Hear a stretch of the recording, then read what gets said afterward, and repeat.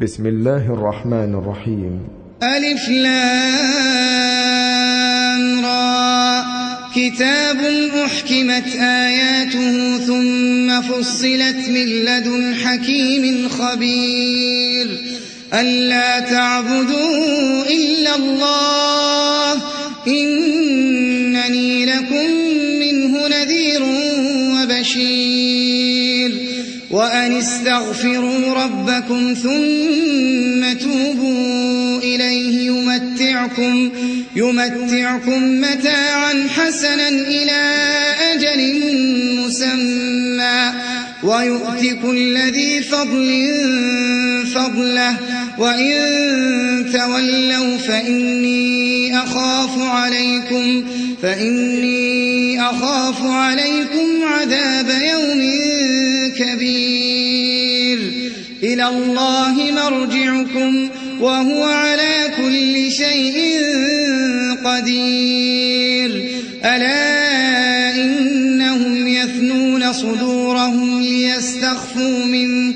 ألا حين يستغشون ثيابهم يعلم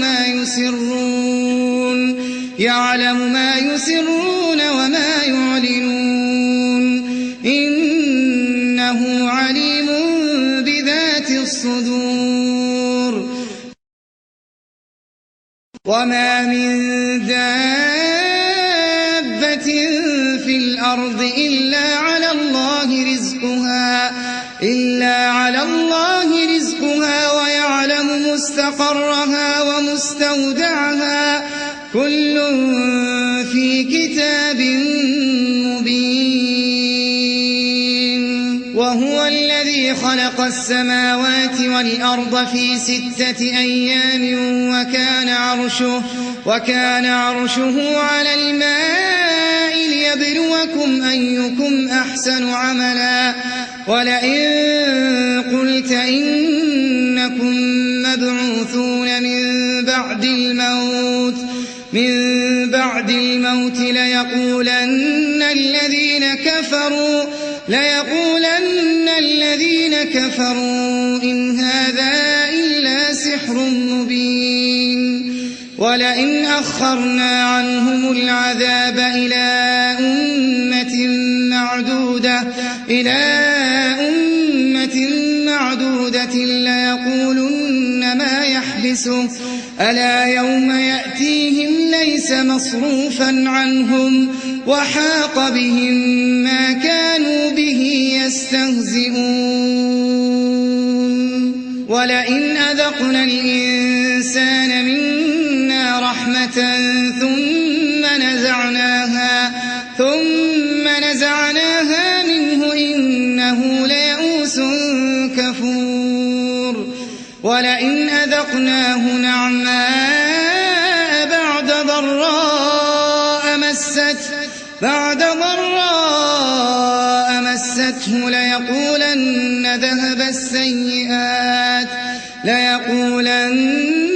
ذهب السيئات عني إنه لفرح فخور. إلا الذين صبروا وعملوا الصالحات أولئك لهم مغفرة وأجر كبير. فلعلك تارك بعض ما يوحى إليك وضائق به صدرك أن يقولوا لولا أنزل عليه كنز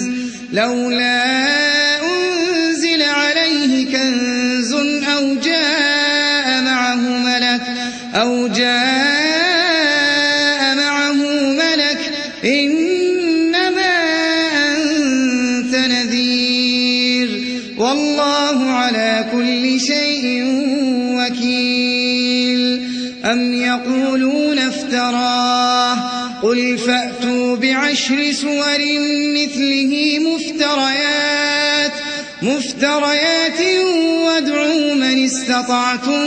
من دون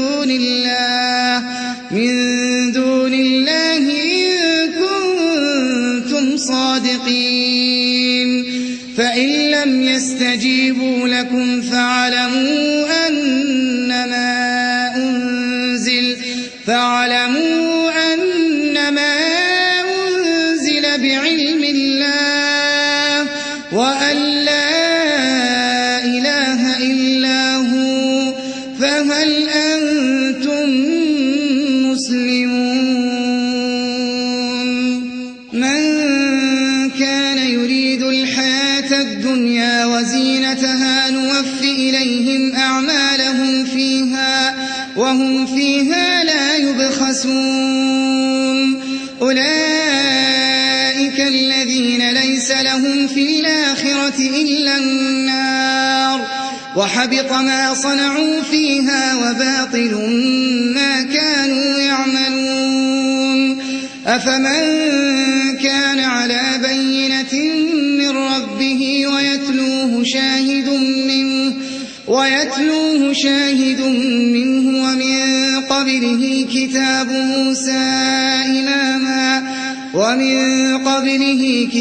موسى إماما ورحمة أولئك يؤمنون به ومن يكفر به من الأحزاب فالنار موعده فلا تك في مرية منه إنه الحق من ربك ولكن أكثر الناس لا يؤمنون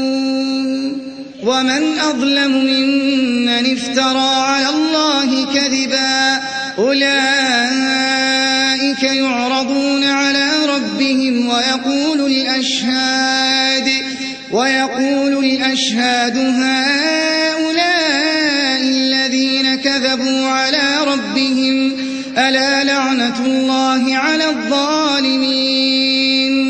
الذين يصدون عن سبيل الله ويبغونها عوجا وهم بالآخرة هم كافرون أولئك لم يكونوا معجزين في الأرض وما كان لهم من دون الله من أولياء يضاعف لهم العذاب ما كانوا يستطيعون السمع وما كانوا يبصرون أولئك الذين خسروا أنفسهم وضل عنهم ما كانوا يفترون لا جرم أنهم في الآخرة هم الأخسرون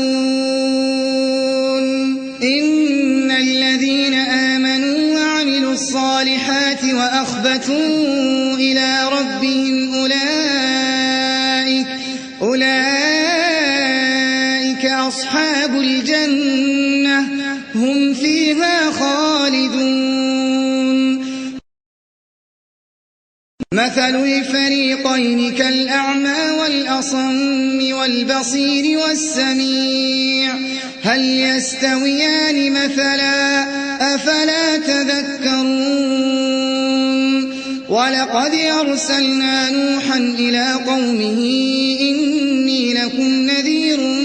مبين ألا تعبدوا إلا الله إني أخاف عليكم عذاب يوم أليم فقال الملأ الذين كفروا من قومه ما نراك إلا بشرا مثلنا وما نراك اتبعك إلا الذين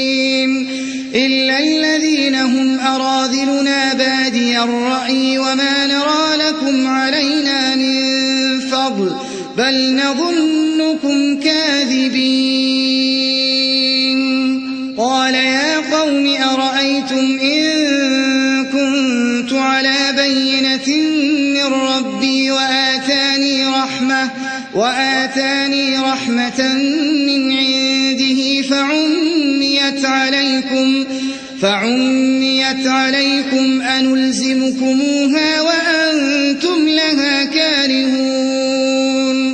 ويا قوم لا أسألكم عليه مالا إن أجري إلا على الله وما أنا بطارد الذين آمنوا إنهم ملاقو ربهم ولكني أراكم قوما تجهلون ويا قوم من ينصرني من الله إن طردتهم أفلا تذكرون ولا أقول لكم عندي خزائن الله ولا أعلم الغيب ولا أقول إني ملك ولا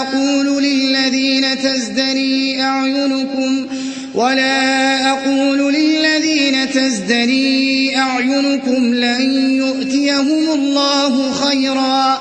الله أعلم بما في أنفسهم إني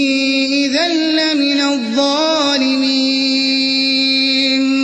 قالوا يا نوح قد جادلتنا فأكثرت جدالنا فأتنا بما تعدنا إن كنت من الصادقين قال إنما يأتيكم به الله إن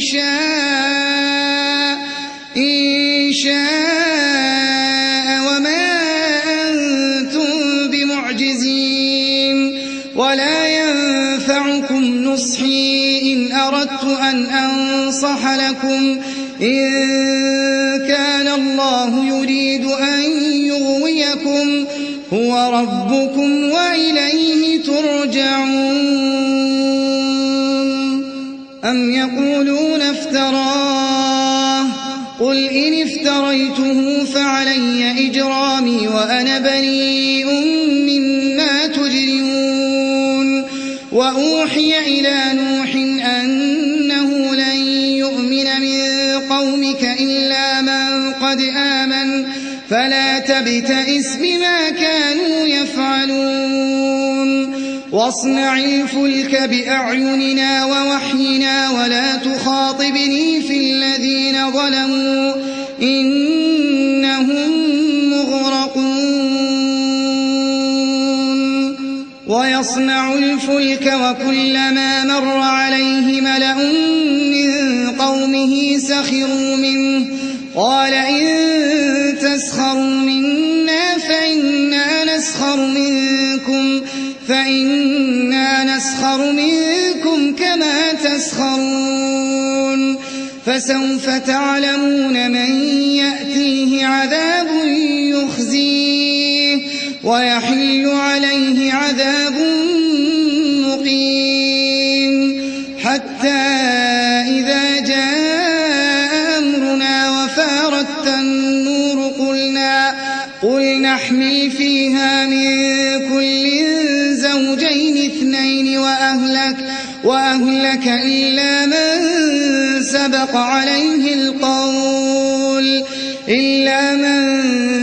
عليه القول ومن آمن وما آمن معه إلا قليل وقال اركبوا فيها بسم الله مجريها ومرساها إن ربي لغفور رحيم وهي تجري بهم في موج كالجبال ونادى نوح ابنه وكان في معزل يا بني اركم معنا ولا تكن مع الكافرين قال سآوي إلى جبل يعصمني من الماء قال لا عاصم اليوم من أمر الله إلا من رحم وحال بينهما الموج فكان من المغرقين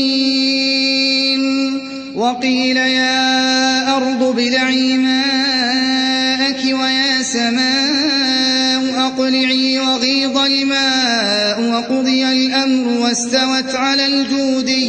وقيل بعدا للقوم الظالمين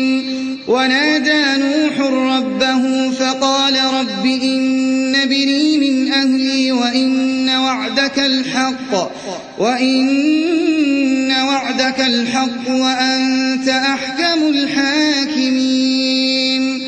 قال يا نوح إنه ليس من أهلك إنه عمل غير صالح فلا تسألني ما ليس لك به علم إني يعظك أن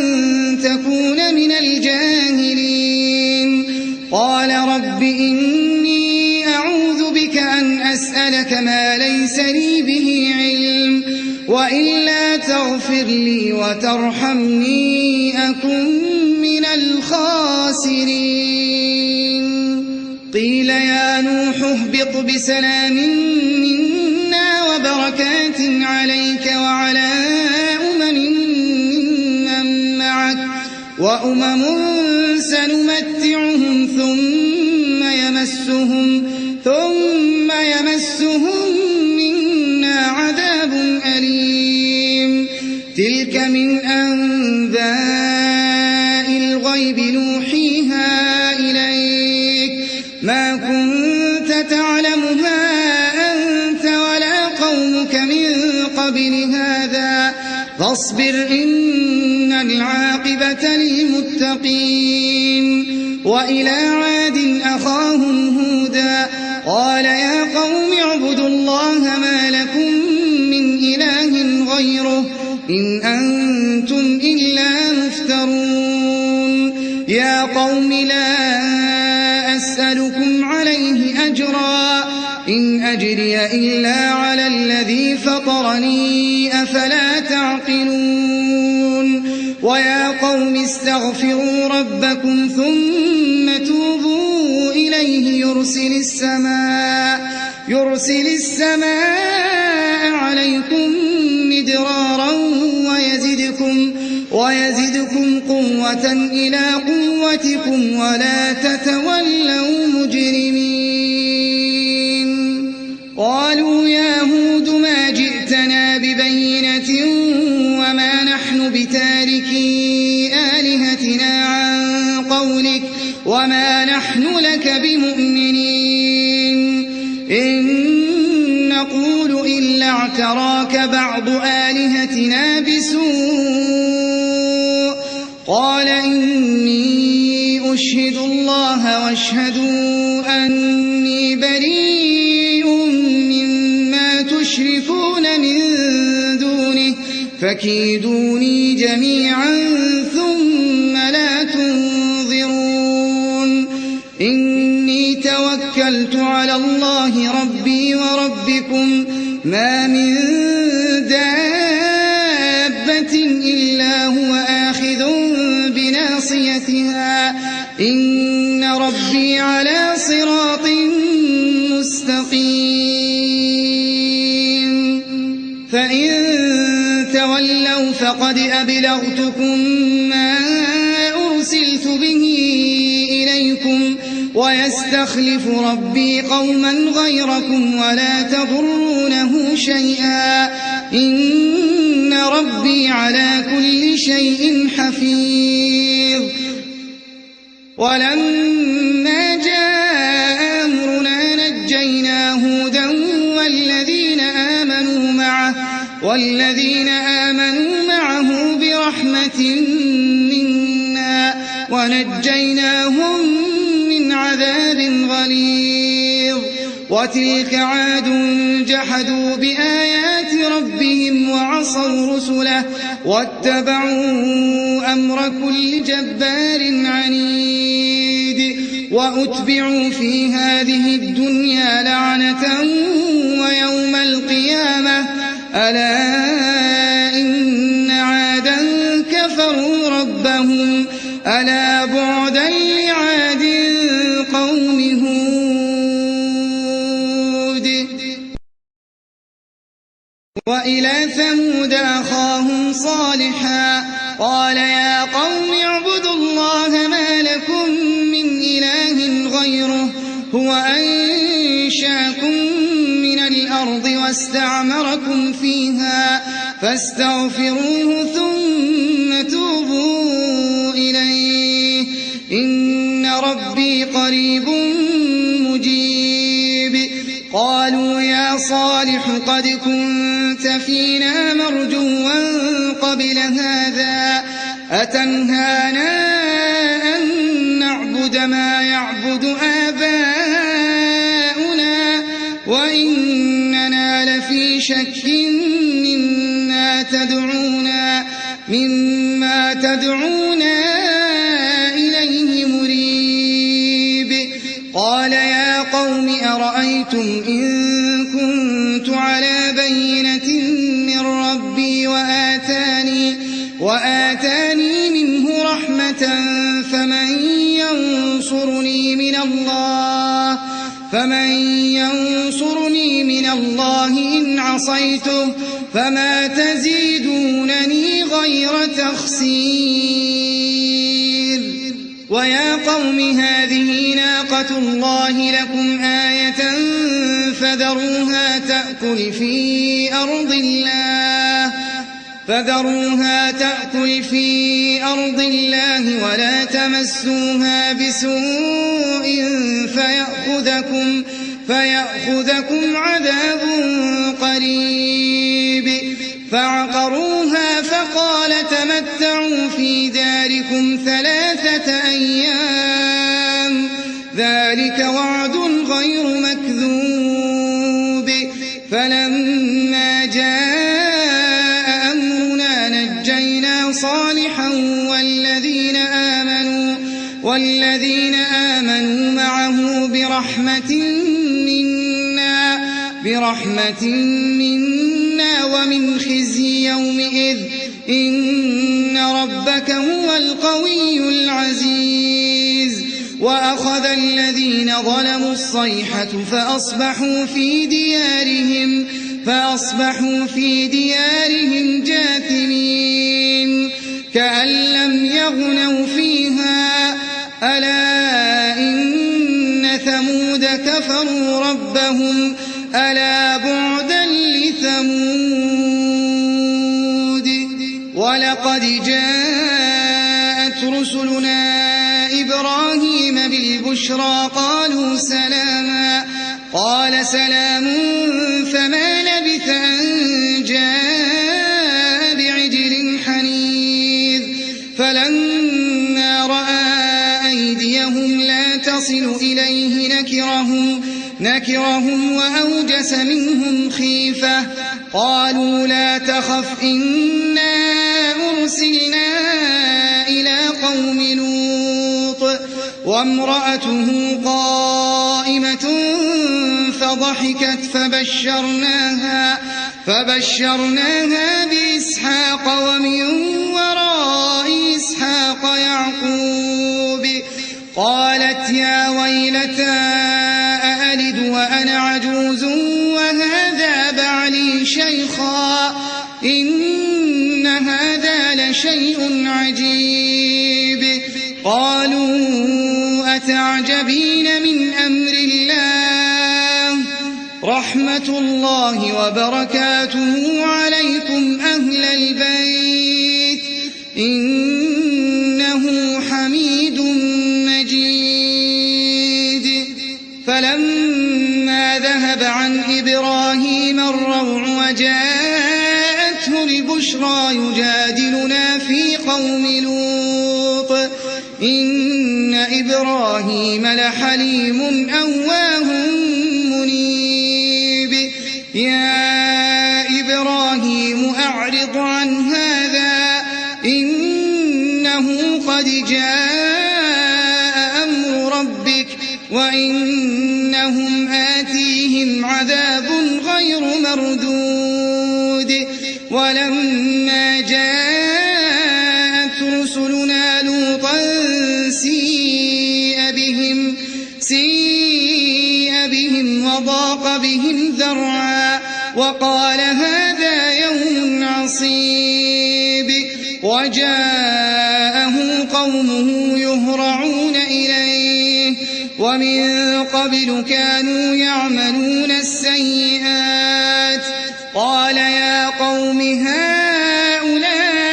بناتي هن أطهر لكم فاتقوا الله ولا تخزون في ضيفي أليس منكم رجل رشيد. قالوا لقد علمت ما لنا في بناتك من حق وإنك إنك لتعلم ما نريد قال لو أن لي بكم قوة أو آوي إلى ركن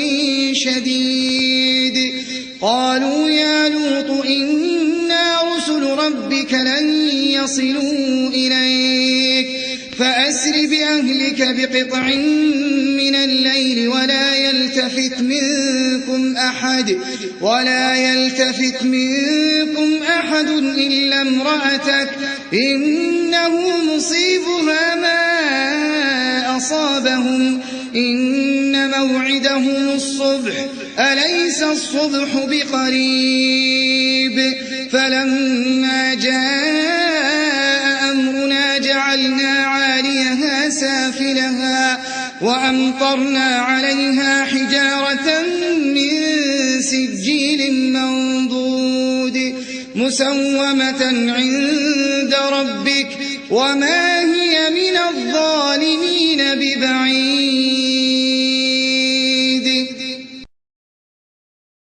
وإلى مدين أخاهم شعيبا قال يا قوم اعبدوا الله ما لكم من إله غيره ولا تنقصوا المكيال والميزان إني أراكم بخير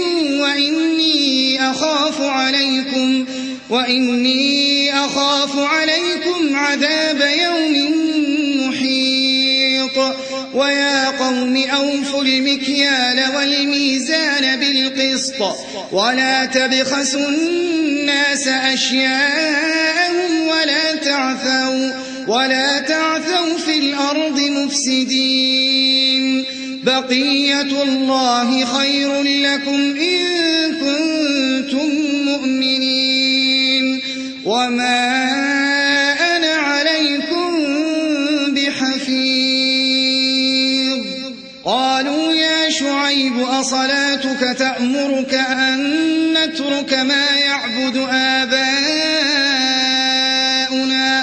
أو أن نفعل في أموالنا ما نشاء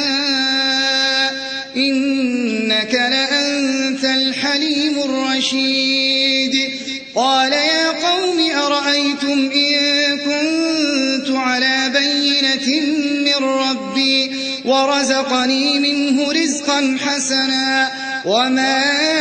أريد أن أخالفكم إلى ما أنهاكم عنه إن أريد إلا الإصلاح ما استطعت وما توفيقي إلا بالله عليه توكلت وإليه أنيب ويا قوم لا يجرمنكم شقاقي أن يصيبكم مثل ما أصاب قوم نوح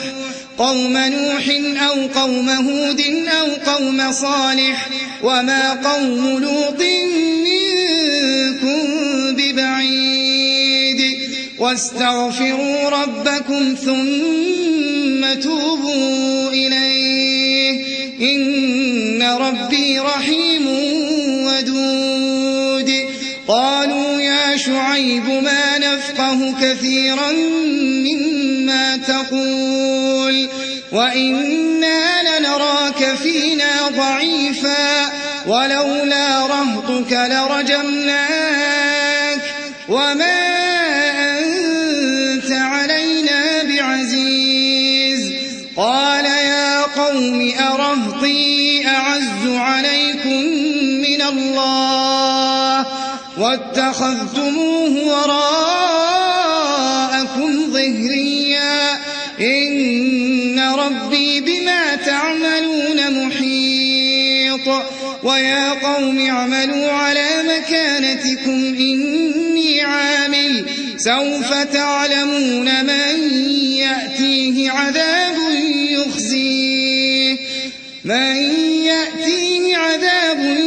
يخزيه ومن هو كاذب وارتقبوا إني معكم رقيب ولما جاء أمرنا نجينا شعيبا والذين آمنوا معه برحمة وأخذت الذين ظلموا الصيحة فأصبحوا في ديارهم جاثمين كأن لم يغنوا فيها ألا بعدا لمدين كما بعدت ثمود ولقد أرسلنا موسى بآياتنا وسلطان مبين إلى فرعون وملئه فاتبعوا أمر فرعون وما أمر فرعون برشيد يقدم قومه يوم القيامة فأوردهم النار وبئس الورد المورود وأتبعوا في هذه لعنة ويوم القيامة بئس الرفد المرفود ذلك من أنباء القرى نقصه عليك منها قائم وحصيد وما ظلمناهم ولكن ظلموا أنفسهم فما أغنت عنهم آلهتهم التي يدعون من دون الله من شيء لما جاء أمر ربك وما زادوهم غير تتبيب وكذلك أخذ ربك إذا أخذ القرى وهي ظالمة إن أخذه أليم شديد إن في ذلك لآية لمن خاف عذاب الآخرة ذلك يوم مجموع له الناس وذلك يوم مشهود وما نؤخره إلا لأجل معدود يوم يأتي لا تكلم نفس إلا بإذنه فمنهم شقي وسعيد فأما الذين شقوا ففي النار لهم فيها زفير وشهيق خالدين فيها ما دامت السماوات والأرض إلا ما شاء ربك إن ربك فعال لما يريد وأما الذين سعدوا ففي الجنة خالدين فيها ما دامت السماوات والأرض إلا ما شاء ربك عطاء غير مجذوذ فلا تك في مرية مما يعبد هؤلاء ما يعبدون إلا كما يعبد آباؤهم من قبل وإنا لموفوهم نصيبهم غير منقوص ولقد آتينا موسى الكتاب فاختلف فيه ولولا كلمة سبقت من ربك لقضي بينهم وإنهم لفي شك منه مريب وإن كلا لما ليوفينهم ربك أعمالهم إنه بما يعملون خبير فاستقم كما أمرت ومن تاب معك ولا تطغوا إنه بما تعملون بصير ولا تركنوا إلى الذين ظلموا فتمسكم النار وما لكم من دون الله من أولياء ثم لا تنصرون وأقم الصلاة طرفي النهار وزلفا من الليل إن الحسنات يذهبن السيئات ذلك ذكرى للذاكرين واصبر فإن الله لا يضيع أجر المحسنين فلولا كان من القرون من قبلكم أولو بقية ينهون عن الفساد في الأرض إلا قليلا ممن أنجينا منهم واتبع الذين ظلموا ما أترفوا فيه وكانوا مجرمين وما كان ربك ليهلك القرى بظلم وأهلها مصلحون ولو شاء ربك لجعل الناس أمة واحدة ولا يزالون مختلفين إلا من رحم ربك ولذلك خلقهم وتمت كلمة ربك لأملأن جهنم من الجنة والناس أجمعين وكلا نقص عليك من أنباء الرسل ما نثبت به فؤادك وجاءك في هذه الحق وموعظة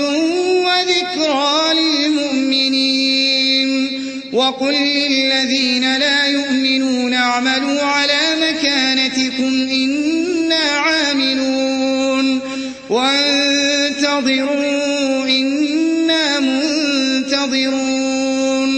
ولله غيب السماوات والأرض وإليه يرجع الأمر كله فاعبده وتوكل عليه وما ربك بغافل عما